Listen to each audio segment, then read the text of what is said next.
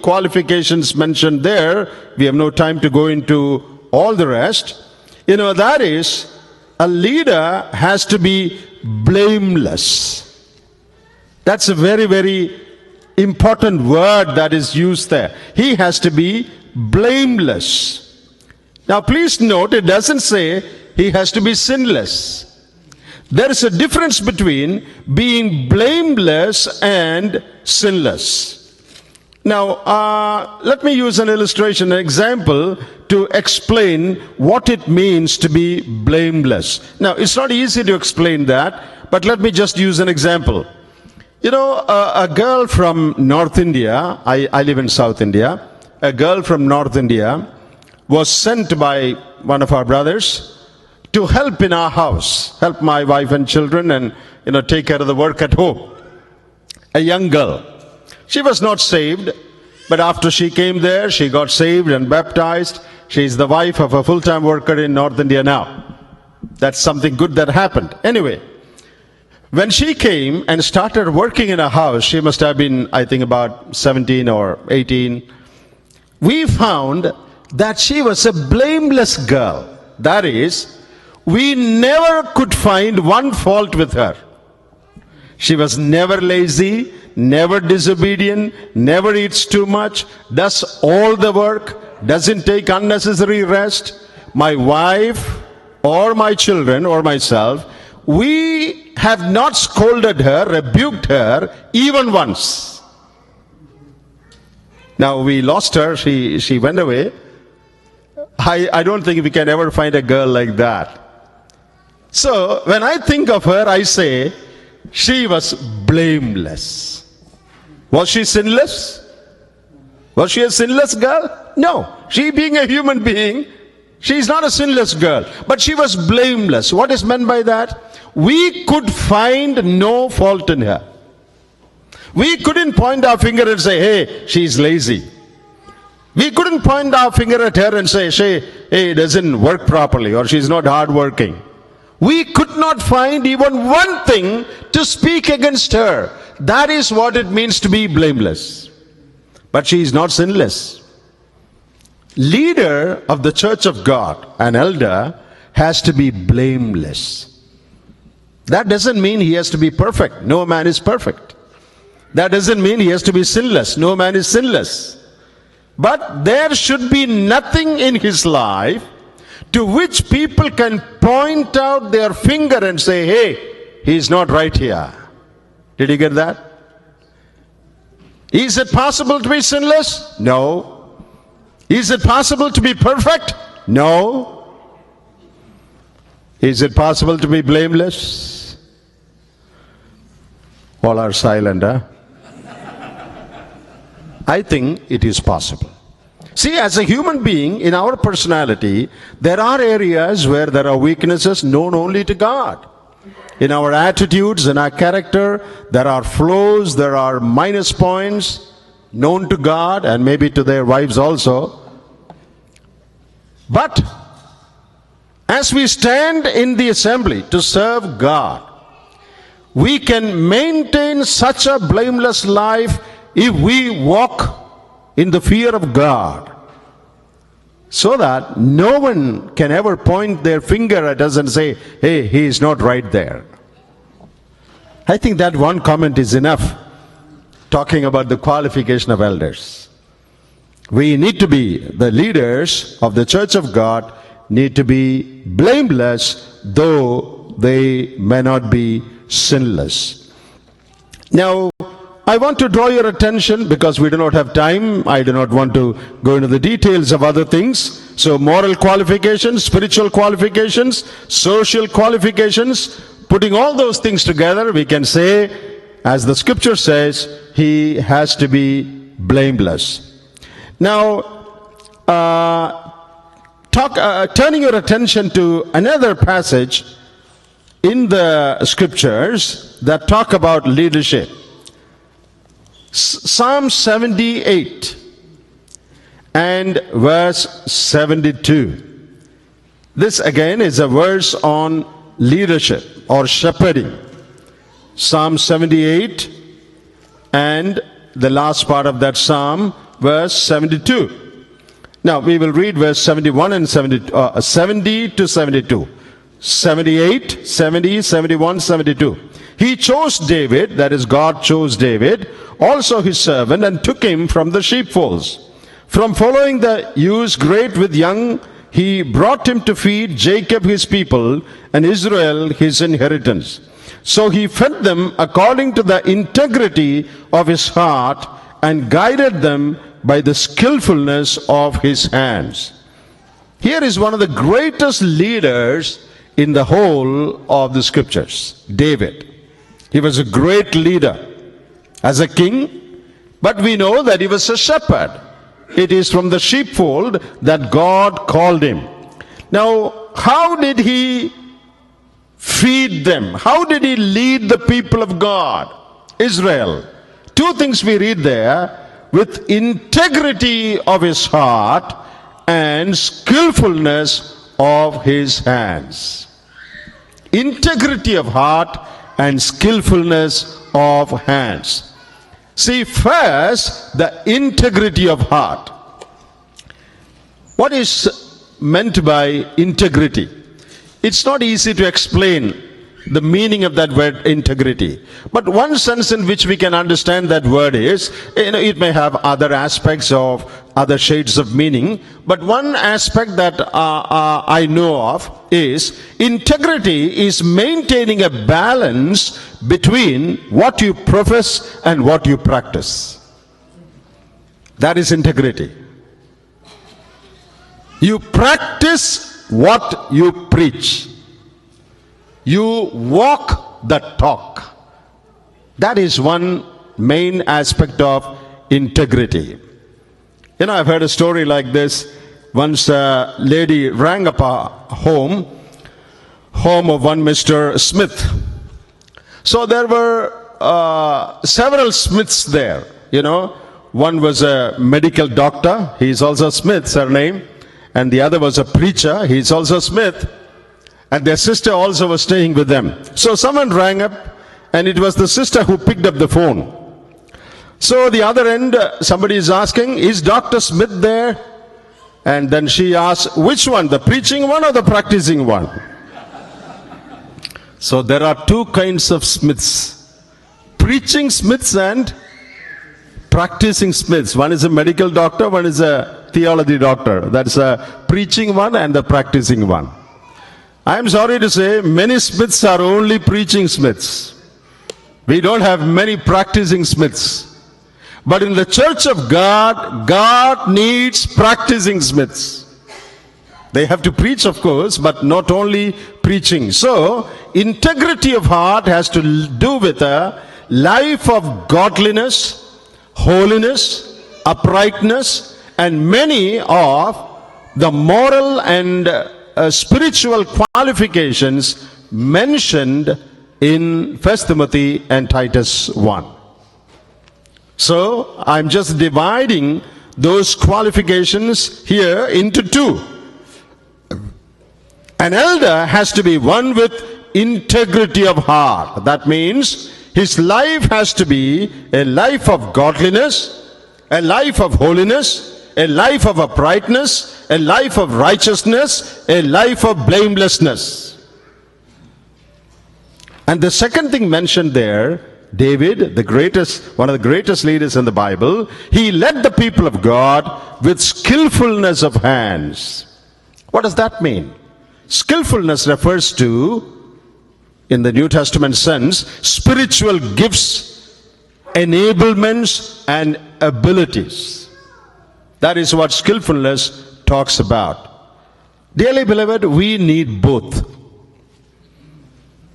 I'm not saying that you don't need any skill, just be godly. That's not what the scripture says.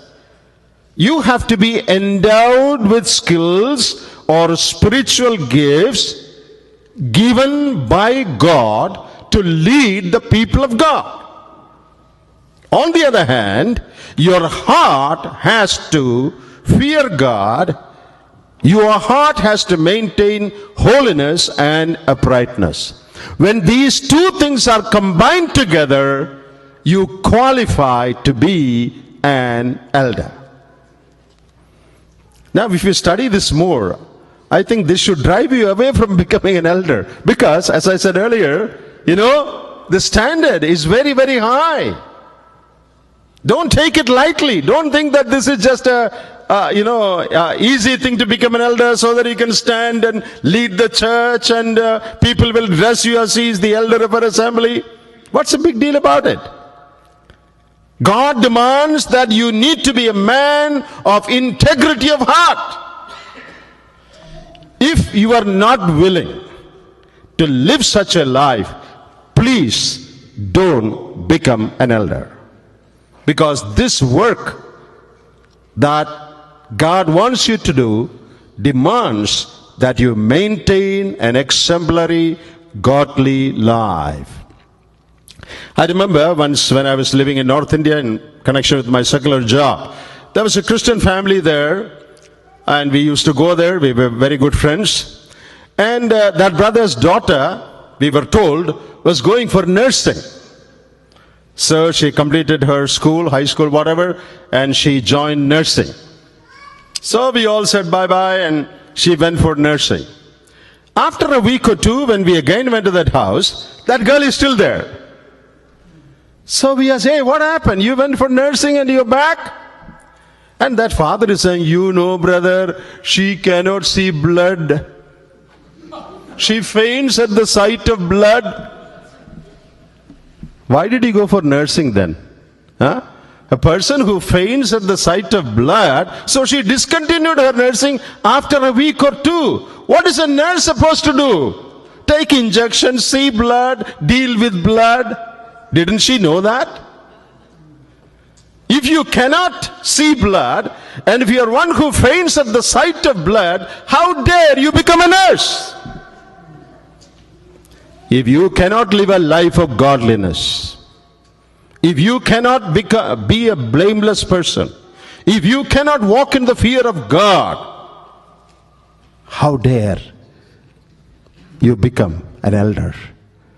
See, your job demands integrity of heart.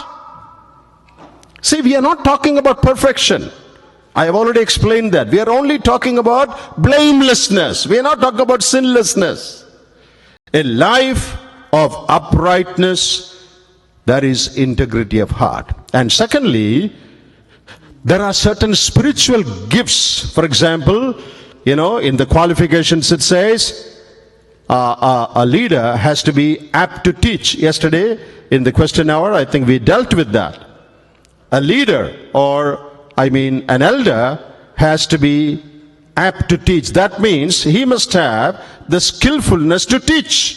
Maybe on a personal basis, or talk to individuals and convince them, make them understand the truths of God's word, or teach in the assembly in whatever way.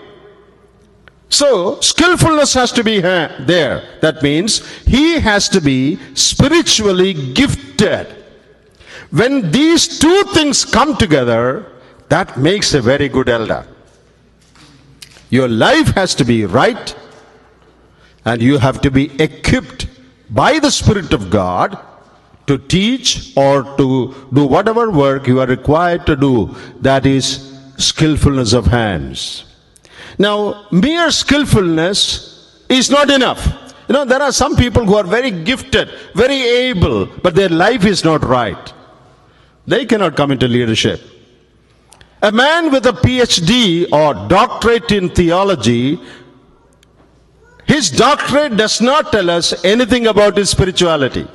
You agree with me? Here is a man with a doctorate in theology. His doctorate in theology does not tell us anything about his spirituality. It only means that he is very skillful, very intelligent. He could become a doctor. Now, I have nothing against doctors of theology. Let us have more of them, learned people. It's very good for the assembly. I have nothing against them. But along with doctorate in theology, he has to be a man of integrity of heart. When these two things are combined, you are well learned, well read, maybe you have a doctorate, you are well MTH or whatever, BD or whatever, very good. We have nothing against that. But along with that, make sure that you are one who walks with God every day of your life, presenting an exemplary life before the people of God. If these two things are combined in a leader, he would make a very good leader. We need such people. Now, all of us need not have doctorate in theology. All that I meant is, we have to be well studied in the truths of God's word. So, how did David lead the people of God? With integrity of heart and skillfulness of hands. Now, these passages, the New Testament passages that speak of the qualifications of spiritual leaders, 1 Timothy and Titus 1, remember, that passage also emphasized the character more than spiritual gifts and abilities. Gifts and abilities are important, no doubt, but it really emphasizes the character of the elder. Now, spiritual leadership without godly character is only a religious, soulish activity in the power of the flesh. It can degenerate into a profession or business. This is something totally unacceptable to the Lord in the church of God. Some people do it as a profession. For some people it's a business. It's a soulish activity if they are not spiritual. Now remember, Christian ministry is not a human performance. This is true of all preachers also, like us. We may not be elders, but we are those who stand before people. I'm afraid much of Christian ministry is a performance now. Whether it is singing or preaching or doing something else. We come and stand before people, and here is our performance. We want all of you to clap. Now, there's nothing wrong in appreciating when someone sings a good song. I'm not talking about that. But remember, no Christian ministry is a performance. I am not standing here, or I should not stand here for an hour to present my performance before you.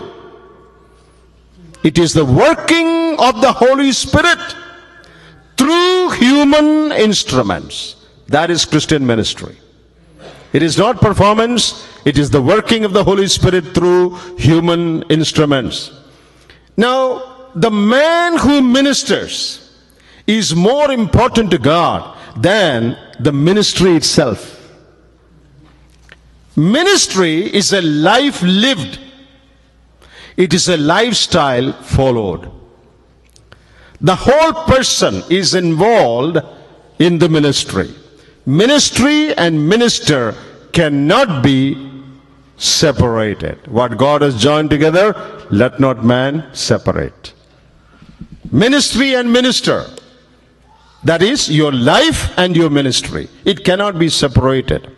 Now, the emphasis in this talk of mine, is not just to list out some qualifications for elders. The emphasis of this session is to bring home the idea, drive home the idea that eldership is a very serious business that demands a life of integrity, and it also demands a life where you manifest skillfulness of hands. I think all the people of God need to be gripped by this truth.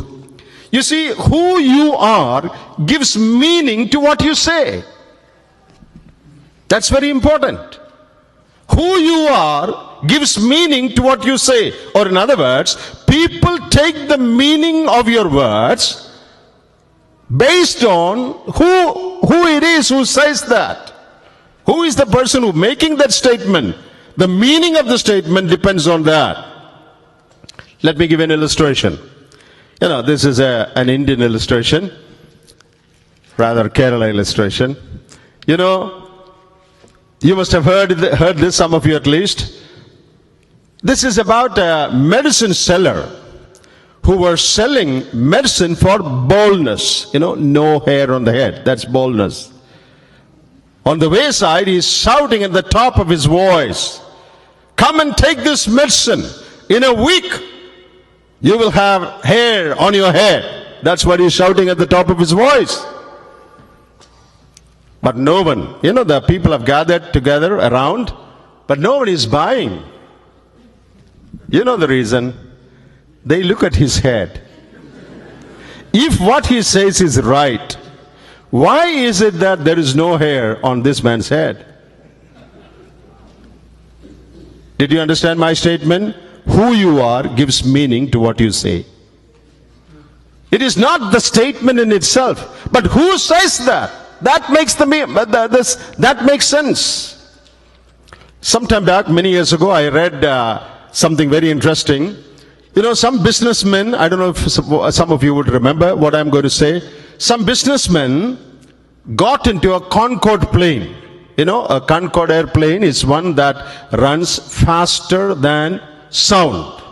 I don't think it's there now. Probably they discontinued. So these people, great businessmen, scientists, and great men, people of very elite society, they got into a Concorde plane and they went round the earth in the shortest possible time. So they started, I think, from Hong Kong or somewhere, and they went round the earth and came back. That was the fastest trip man has taken around the earth.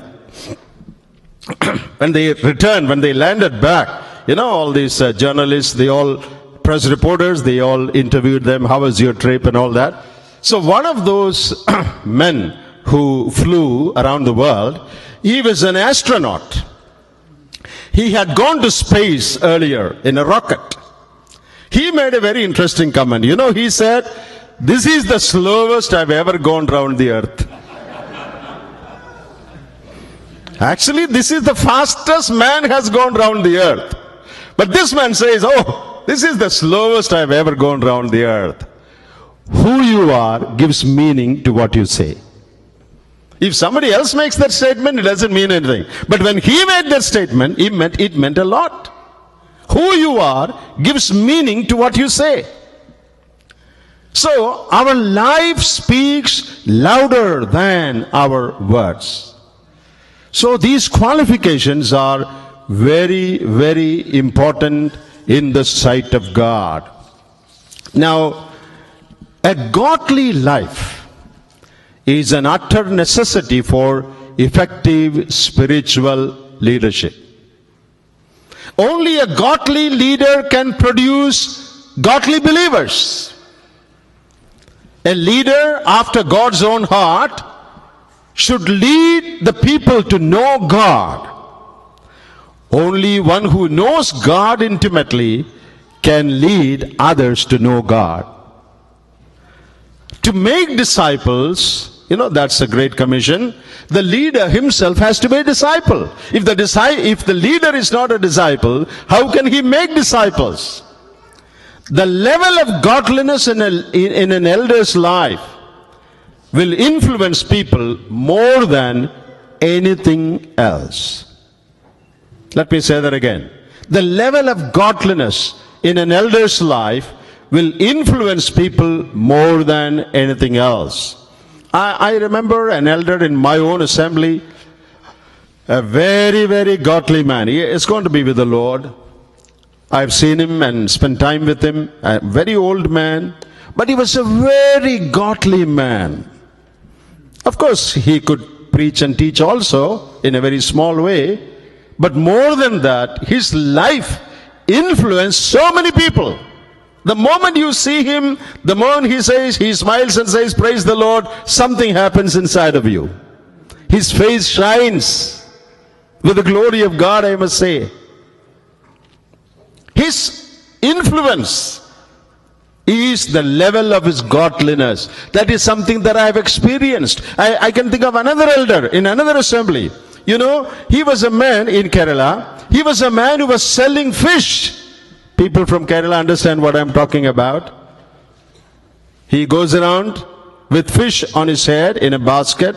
He used to come to our house also when we were living in a particular place. He was a fisherman, not catching fish, but just selling fish. He would come to our house. He doesn't even put a shirt. But on Sunday morning, he's our elder. Can you imagine that? Sunday morning when he stands up or in any meeting and shares a small thought, not very scholarly, I don't think he knew English, but when that fish seller shares a thought, something happens in the hearts of those who listen. That is godliness. You cannot explain it. It is there. It influences, it touches, it transforms. So a leader is one who influences others. That's the simplest definition for a leader. Who is a leader? Answer: a leader is anyone who influences others. And the greatest influence that we can exert on the lives of people is a life of godliness. Leaders must be examples in purity, in love, in faith, in walk, in speech, in everything. So, talking about the qualification of elders, we divide those qualifications into two. The New Testament qualifications also come under this category. Integrity of heart, life of godliness, blamelessness, and then skillfulness of hands, ability to carry out the ministry God has entrusted them with. Now, when you read the New Testament, one statement that Paul repeatedly made, Paul was a leader, as you know, grips us. You know what that is? To be an example, leaders should follow the example of Christ. That is what Paul would repeatedly say. Let's read some of those verses. I'm going to read 3 or 4 verses, all by Paul. First one, 1 Corinthians 11 verse 1. Paul exhorts the Corinthian church. 1 Corinthians 11 1. Be ye followers of me, even as I also am of Christ. Some other translations would say, be imitators of me, just as I also am of Christ. Here is a leader speaking about his own life. Follow me as I follow Christ. Another verse, 1 Corinthians 4:16. 1 Corinthians 4:16.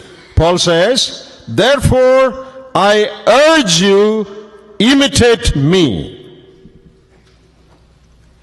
Then Peter exhorts Christian leaders or the elders. 1 Peter 5:3, it says, be examples to the flock. 1 Peter 5:3. Then Paul writes to young Timothy, 1 Timothy 4:12. Be an example to those who believe in speech, love, faith, and purity. See, in all these verses, Paul and Peter also writes about being examples. That's very important. Be an example. Now, let me just make a comment about this verse in Timothy. Now, here, Paul is talking to young Timothy. What does he say? Timothy, you be an example to others. Very often young people say, our elders are not examples, or our parents are not examples. Well, I agree with you. There may be some truth in what some of you say. I don't deny that. But I want to tell the young people, there are many here, it is true that your leaders and parents should be examples. That is true. But the scripture says, you young Timothys, you also need to be an example to others. Don't say that I'm young, I can live as I like, I don't have to be an example. Only the elders have to be examples. Only the elderly ones have to be examples. No, that is not what the scripture says. Paul tells Timothy, a young man, Timothy, you be an example. So when we say the elders are not examples or the parents are not examples, there may be truth in what you say. But the question that comes to young people is, are you an example? You're a believer, you're a child of God, you're a member of the church of God. Are you an example in your speech, in your dressing, in your appearance, in your walk, in your love, in your faith, in your purity? Are you an example? So being an example is not something only for leaders. They should be all the more so, no doubt. But that is an instruction to all believers. All of us have to be examples to others. Okay, there are more verses. Philippians 4:9. Paul says, those things which ye have both learned and received and heard and seen in me, do, and the God of peace shall be with you. The God of peace shall be with you. Another verse, Philippians 3:17. Apostle Paul is urging his readers, brethren, be followers together of me, and mark them which walk so, as ye have us for an example. So how many verses did we read? 1 Corinthians 11:1, 1 Corinthians 4:16, 1 Peter 5:3, 1 Timothy 4:12, and Philippians 4:9, and Philippians 3:17. We read 6 or 7 verses. The message is that the time is extended. Thank you. Okay. See, we read 6 or 7 verses. All these verses say the same thing. What is that? Be an example. Follow me as I follow Christ. Be an example to the flock. So the ultimate goal of a Christian leader should be to lead others to follow Christ. Not to draw people to himself. I think that's a very, very wrong trend. I don't know if that is there in our assemblies, but in many Christian groups, the ultimate goal of the preacher or the leader is to attract people to himself. What did Paul say? Follow me as I follow Christ. So, Paul's goal was to lead others to ultimately become like Christ, follow Christ. Not just become like him, become like Christ. So the life of the leader, there is something in the life of the leader. You know, he must have a life that he can pass on to others.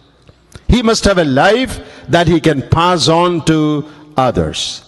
You know, there is a biological principle that God has established in the physical world. What is that? We will produce children according to our likeness and after our own kind. Right? We will produce children according to our likeness and after our own kind. That is true spiritually also. A good leader is one who reproduces himself to a great degree in the people whom he leads. If the leaders are godly, I can guarantee that to a great extent, people in your congregation also will become godly. This is guaranteed. Now, this may not be true of everyone in the assembly, but if you have a set of godly leaders, your influence in the church will be great. Because they cannot stand up against you. Who can stand up against a spotless life? Who can speak a word against a blameless man? You may be able, you may be skillful. People can say so many things against you. But if your life is an example, no one can stand up against you. So a good leader is one who reproduces himself in the life of the people whom he leads. What is the source of this godly life? How can a leader live a godly life? You know, the source of this godly life is the abiding, personal, intimate relationship or fellowship he maintains every day with the Lord Jesus Christ. Dear elders, all in leadership, it is very, very important that you maintain intimate fellowship and walk with the Lord Jesus every day of your life. That's very, very important. If you cannot do that, please don't become a leader. The ultimate aim in a leader's ministry should be to pursue more of Jesus and walk as he walked in his own life. And also train and encourage others to walk the Jesus way. All our ministry should be geared to this. I want to read two verses that are very important. Acts 20:28. Yesterday we referred to Acts 20 and we said that that's a very important chapter. Now in Acts 20:28, Apostle Paul tells the leaders or elders of the church at Ephesus, "Be on guard for yourselves and for all the flock among which the Holy Spirit has made you overseers to shepherd the church of God which he purchased with his own blood." Now this is what I want you to notice. Acts 20:28. How does it start? Be on guard for yourselves. Take care of your own life first. Another verse, 1 Timothy 4:16. Pay close attention to yourself and to your teaching. Persevere in these things, for as you do this, you will ensure salvation, both for yourself and for those who hear you. Pay close attention to yourself. So in Acts 20:28 it says, be on guard for yourself. 1 Timothy 4:16 it says, pay close attention to yourself. So what does that mean? A leader has to first take care of his own life, integrity of his heart, his personal walk with God, his godliness, his fear of God. He has to first make sure that he walks with God in intimate fellowship every day. All your ministry, your administration, your prophesying as you heard yesterday, your teaching, your leading, your counseling, everything should emerge out of your godly life. When your preaching comes out of your godly life, when your counseling, personal counseling comes out of your godly life, when your administration comes out of a godly life that you lead, that will have a great positive impact on the lives of all the people in your church. Our greatest need today is to have more leaders who are godly. Finally, I think in your notes this is there. Yesterday Dr. Johnson was talking about, don't bring in professional worldly management skills into the church. He was talking about that. And someone asked a question, what does that mean? And he gave a very brief answer. Here is a detailed answer to it. Differences between professional management and eldership. In a professional management, your mental makeup is that of a boss. In the spiritual realm, eldership, your mental makeup is that of a servant. Is not that a great difference? I'm a boss. That's what is there out in the world. But here, it is that of a servant. In the world, you lead by lording over others. But in the New Testament, 1 Peter 5, you serve in humility. John chapter 13 also is a good example for that. In the world, your training skills are more important, but in the spiritual realm, your integrity of heart is most important. I want to close. There are many more things mentioned there, but I don't have to read all of them. I'll just take you to one verse and then close. Please come with me to Mark's Gospel, chapter 10, where the Lord Jesus taught something about Christian leadership in serving others. In Mark's Gospel, chapter 10, Mark 10:45 is a well-known verse. It says, the Son of Man did not come to be served unto, but to serve and give his life a ransom for many.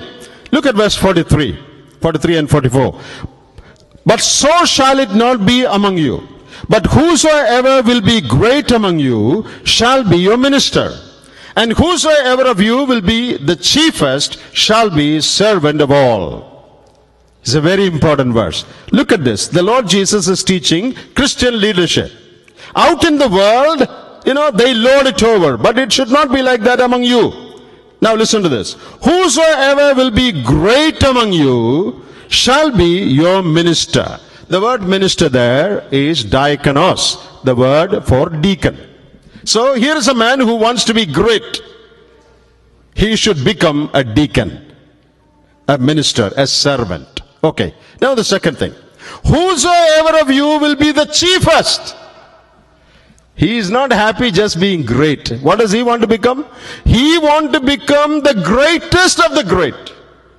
He wants to become number one. You know what Jesus said?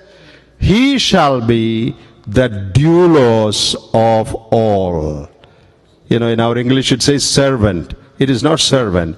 It is bond servant, slave of all. Jesus deliberately used two different words. He said, if you want to become great, you become a diakonos. You become a deacon, an ordinary servant. But if you are not happy being just great, you want to go still further up and become number one. Be willing to go further down than diakonos and become a doulos. That is a bond slave. That is the teaching of the New Testament. You think eldership is a serious business? Or is it something for which you should fight and somehow, I must become an elder, I must get 10 people to support me? You have absolutely no idea of what biblical eldership is. That's why we talk like that. May God save us from that. And may God raise up more godly leaders who will have integrity of heart and also skillfulness of hands at the same time. Shall we pray? Oh God, we thank you for this opportunity. We do not get such opportunities. Very seldom do we get chances like this to talk about these vital things. But oh God, in your goodness and your mercy, it pleased thee to arrange a conference like this so that we could talk about these things that are of great relevance and importance to us. We thank you, Lord, for reminding us of the qualification, the work of elders in the Church of God. Lord, we would tremble at the thought that we are serving a holy God, a perfect God, with all our weaknesses and imperfections. And we looked at some of the qualifications, how high the qualifications are. You are not prepared to compromise on them. You are not prepared to lower those standards for our sake. You keep those standards high even now. It's our prayer that our leaders may aspire to rise high enough to reach that point of blamelessness in their life, so that through their life of godliness, by living a life of intimate fellowship with God, they may be able to influence the congregation, the members of the Church of God. Lord, send us more godly leaders. This is our prayer in the name of our Lord Jesus Christ. Amen.